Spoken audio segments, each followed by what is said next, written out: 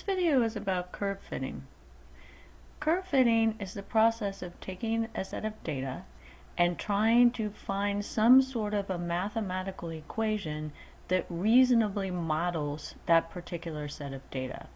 Lots of different applications for curve fitting. We can mathematically model a process or a system based on data that we've taken from various measurements. We can even use curve fitting to attempt to predict trends or future performance based on existing data that we have. First, we're going to take a look at how you do curve fitting using MATLAB, and we'll look at a couple of different approaches to this. And we're going to begin with using a GUI, or a graphical user interface, that's available within the plotting tools. So we're going to switch over to MATLAB. For the purposes of this demonstration, I'm just going to go ahead and create some data right within MATLAB. So if I look at the first command here, this is one that y'all should be very familiar with. I'm going to create some values to go on the x-axis, starting at 0, incrementing by 0.5, not to exceed the value of 10. After that, I'm going to create some y values, and the first piece of this command again should look familiar to you. I'm creating a polynomial. Y is equal to 3x squared minus 7x plus 5. But I don't want to create a perfect polynomial because I want to look at some concepts about curve fitting. So to throw that off just a tad, I have this command here at the end, 2 times randn 1 comma length of x. What this does is it creates a little bit of random noise normalized around 0 to throw those y values off from being a perfect polynomial. So let's go ahead and execute that. And now I'm going to plot this data. Now I'm going to attempt to do some curve fitting on this data, so I really do not want lines connecting my data points. So I'm going to use plot x comma y, and then so I don't get lines connecting the dots, I'm going to use that third formatting option. You could do this in plot tools also if you want, but I'm going to go ahead and make red data points that look like stars, and if I leave the line style option blank, it will not connect the dots. Alright, so if I do that, I get this little plot window. Alright, so now we're going to do some curve fitting, and to do that I go up here to Tools, and if I click on Tools, second from the bottom is an option for basic fitting, so I select basic fitting. And I get this little menu for basic fitting. Alright, so if I do that, I've got a couple options that I can work on. First of all, I'm going to start off, I'm just going to choose linear, so that would be like a straight line kind of a fit. And if I do that, I see what a straight line fit to this data would look like, and clearly that doesn't match very well with the data points that I have. I can put on some other options here, so I'm going to throw in a quadratic, and since I created this thing using a second order polynomial, a quadratic ought to look pretty decent. Okay. If I want to get rid of any of these, I can just uncheck them, and it'll just show me whatever I have checked off. I could go with a cubic if I wanted to, and the cubic looks like it's going pretty much right over the top of the quadratic, so I'm going to uncheck that. If I want to see the equation for this curve fit, I can click here on Show Equations. Now, one thing that you should notice about the curve fit is this tool is not creating some sort of a mathematical equation that goes through every single data point. You can look at this figure and you can see that this curve is missing many of the data points.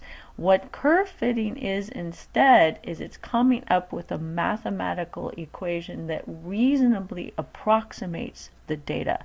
So it doesn't have to go through every single data point. It's not a connected dot sort of thing. Alright, couple other options I have here. I can go to something called Plot Residuals,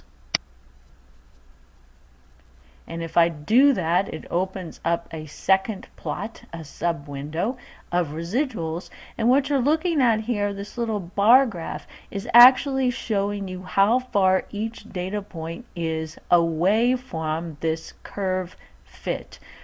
So for example, if I look at 1, I can see my little data point at 1 is just a tad bit below the curve, and if I look here, it says it's about minus, it looks like maybe minus 4.5 below the actual curve value. So it goes through every single data point and shows how far those data points are away from this curve fit. If I want to look at the norm of the residuals, I can click on this box and it'll show me the norm of the residuals. Okay.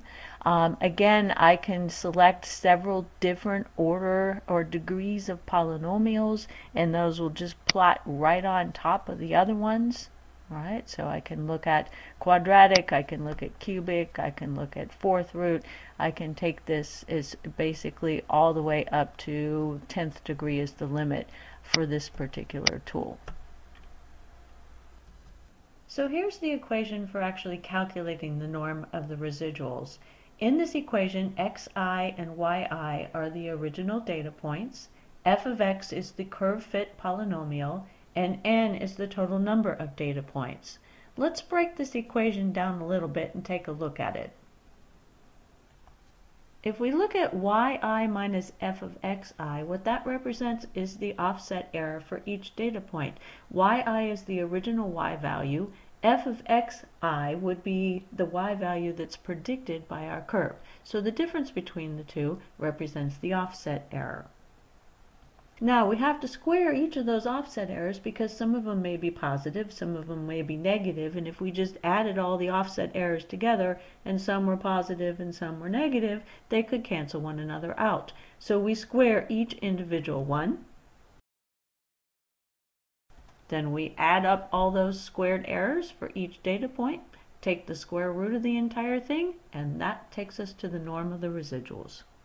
A couple things to note about the norm of the residuals. First of all, clearly it always has to be a positive value, and if the residual norm is 0, that indicates that the curve goes through every single data point and we have a perfect match. So going back to MATLAB and looking at the norm of the residuals, let's put a couple more plots on here. So I'm going to pick linear, and I'm going to pick quadratic, and I'm going to pick cubic. So if I look at the norm of the residuals, I can see in the case of the linear, that's pretty high. It's 112. It gets cut down significantly if I go to a quadratic fit. The norm of the residuals drops to about 12.65.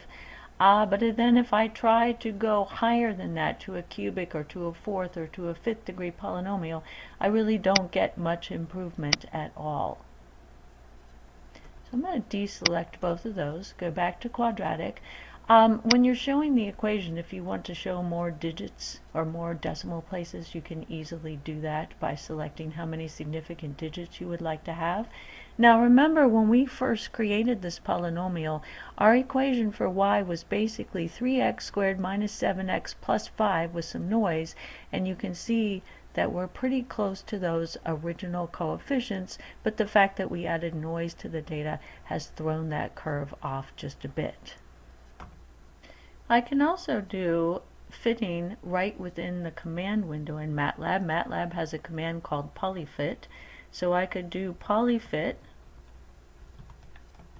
x, comma, y, comma, and then my third argument is whatever order polynomial I would like to fit to this data. So if I pick a 1, that's going to be a straight line fit.